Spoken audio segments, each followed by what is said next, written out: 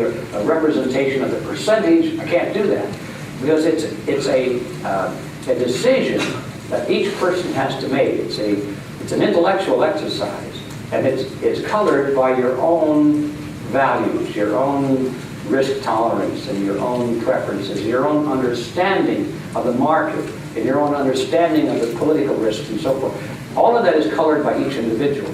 But the point I'm mentioning, and the reason I'm mentioning is because we all must come up with a formula at the end of our analysis that tells us, well, the risk-reward ratio is good, poor, very good, very poor, excellent, miserable, or whatever scale you want to use, with the implication that we understand that generally the more you want to make and a return, generally, the greater risk you must accept. It's not always true, by the way. It's not always true, but in almost every case it's true. But being willing and able to accept risk at least puts you in the ballpark for being potentially able to make better return on your investment. If you cannot accept any risk at all, then you must be content with a very low, relatively low rate of return. But the greatest risk of all is to do nothing. In fact, that's not even a risk. Back off there. If you have a large amount of money in cash or Federal Reserve notes, if you have a large part of your wealth in Federal Reserve notes and you do nothing, that's a totally riskless move. No risk at all. It's guaranteed that you will lose everything. There's no risk. You can count on it. So, the greatest risk of all is to do nothing, in my view. That's going to be a hard move because everybody is secure. You know, we've lived with our investments in money-based securities or savings accounts or whatever for many, many years. We feel secure with it.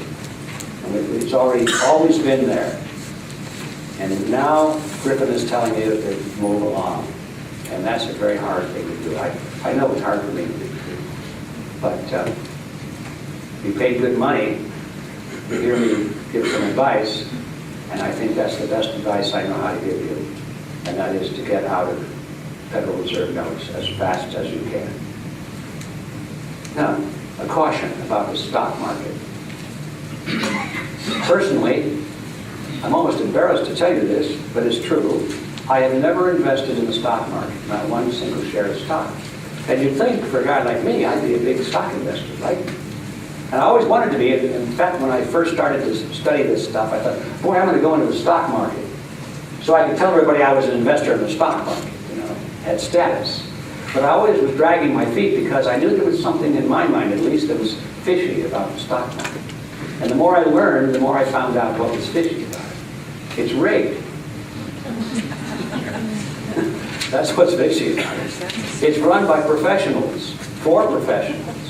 And the masses are allowed to participate on only what's left over after the cream is skimmed off the top. You would never invest in them that way on the basis of their underlying value. Only reason people invest in the stock market is because some guy on the TV set told them it was a good thing to do. Because stocks are going up, and we want to be on the upside. So I never did get into the stock market, and I'm not saying you shouldn't, but I'm telling you my extreme bias and why. I think especially in the future, we haven't seen the bottom of the stock market yet. My preferences, as I mentioned, is the small companies, and my personal, well, first I'll tell you what my personal preference is, but there's one more caution I want to make here. The closely held corporation is usually pretty deadly. If you're looking at an investment, it's a small company, as I've recommended, and inevitably you're going to run into a closely held or family-held corporation.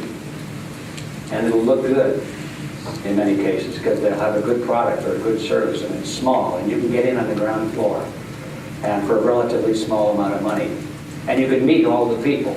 All of the things that I've mentioned are good. You get to know the president and so forth. But you look at the stock, and they're offering you 49%, or you and other investors, they're holding 51%, which is okay. That's not a dumb thing for them to do at all. Control the corporation in the years ahead, maintain managerial control, smart. But the other investors get 49, which means they have no control whatsoever over the corporation. Even if they all got together and voted unanimously, they could not control the corporation on anything. And the most anything that's important that they can't control is dividends. And under these conditions, usually the closely held corporation the stock is all held by the president and the vice presidents and the secretary of treasury. These are the guys running the company, are also the principal stockholders of the company. And so therefore, if the company eventually starts to make money, it's within the power of the managers to vote themselves greater salaries and bonuses and perks, and to keep the money rolling over in the company for expansion. And the 49% of the stockholders never get any dividends. Never. Happens over and over and over again. Sometimes the minority stockholders will take the corporation to the courts, but that's a long, costly process to get them to cut loose of some of the dividends, but even then it's often not successful. So my recommendation is to stay away from closely held corporations, unless you are one of the members of the closely held corporation that holds the corporation. And then you have an ethical decision as whether or not you treat your minority shareholders fairly or not. But now we come to my favorite. I'm moving down the line here. I think I skipped something. Well, I don't see it on my list, but I'm going to mention it anyway because it's on my mind. The best investment, I believe, is through what they call joint ventures. I used to think there was something mysterious about joint ventures because I knew that the big boys did joint ventures. You read about it in the newspaper, big corporations, joint venture. So one day I was offered an opportunity to become involved in a joint venture. So I went to the internet. So I want to find out what this joint venture is all about. I thought I would download some sample contracts to see how they wrote joint venture contracts. And I was amazed because I downloaded, I think, 4 or 5 of them, and they were all different. Each one totally different. So how could this be? So then I decided to send myself back to school, and I bought some textbooks and all that sort of thing. And I discovered what you need to know, and that is that joint ventures can be anything. Any agreement. It's just a fancy word for a contract is all it is. 2 people or 2 organizations come together and they agree to do something, and they call that a joint venture. And the sky's the limit as to what you want to do and what the terms are, as long as you both agree to it, and of course as long as it's legal. Can't do anything illegal. And so the typical joint venture is usually a funding agreement. It would be the same, for example, if you wanted to participate in this closely held corporation that I just advised you to avoid, because you could never be sure of getting dividends, even if the corporation is successful. You could still go to that corporation and say, look, I have some money I'd like to put into your business, but not as a stockholder. I would like to lend you the money under the conditions of this agreement.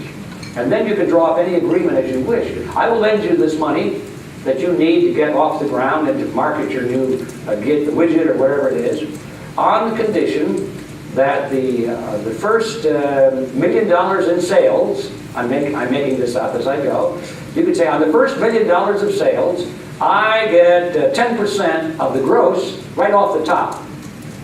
And then after I'm paid back, then it'll drop down to 5% off of the net or whatever it is. But I get my money first off the top. I don't want to hear about your expenses. I don't want to hear about your sad stories or anything like that. I want it off the top, and if you want my money, here's the agreement. That's a joint venture agreement. And a lot of deals are done on the joint venture agreement. So if you have some money, if you have a substantial amount of money, my recommendation to you is to find a good company that's looking for money, that has promise, that you can enter into a joint venture agreement to loan money on conditions which are favorable to you and which are fair to the company. And if you don't know where to find those people, all you got to do is go on the internet, type in joint venture, funds sought, and you can find hundreds and hundreds of offerings where people are looking for investors. And it'll be almost fun if you have the aptitude for it, almost fun going through all of these ventures and saying, boy, this is a